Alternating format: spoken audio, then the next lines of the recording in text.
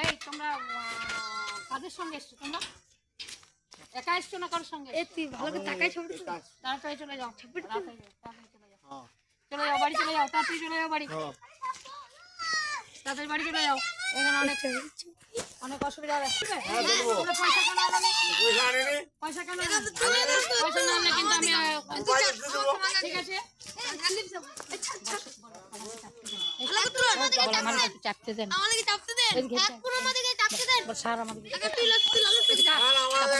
কাট সারটা বলা হয়েছে। বল বল